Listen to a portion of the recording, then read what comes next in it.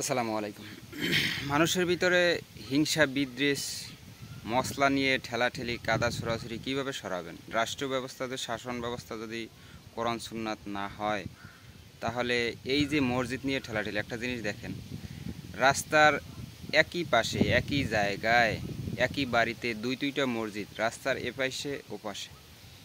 এটা একটা দুঃখের বিষয়। একটা মুসলিম কান্ট্রি দেশে এক জায়গায় দুইটা মসজিদ, দুইটা মনে হয়েছে যে দুই ধর্ম নাকি তৈরি হয়েছে বা দুই ধর্ম আবিষ্কার হয়েছে, এরকম মনে হয় মসজিদ দুইটার দিকে তাকালে।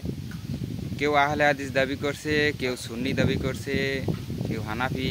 এই বিভিন্ন ধরনের দাবি করার মাধ্যমে বিভিন্ন মত তৈরি হওয়ার কারণে আপনি ভাই যেভাবে নামাজ পড়েন, বুকে হাত বাঁধেন, কপালে হাত বাঁধেন, যেখানে বাঁধেন, তো ঠেলাঠেলি না কইরা, মসজিদ ভাগাভাগি না কইরা মিলামিশে থাকাটা অনেক ভালো। আপনি একজন হাত বুকে বাঁধতেই পারে, তারে কেন খোঁচাচ্ছেন? যে নামাজ পড়ে না তারে নিয়ে খোঁচান যে ভাই নামাজ পড়তে আসেন, বেচারা তো অ্যাটলিস্ট নামাজ পড়তেছে, তাকে আপনি মসজিদ থেকে বের করে দিতেছেন। সে কী করতেছে? বিপরীত একটা মসজিদ তৈরি করে নিতেছে। আফসোস।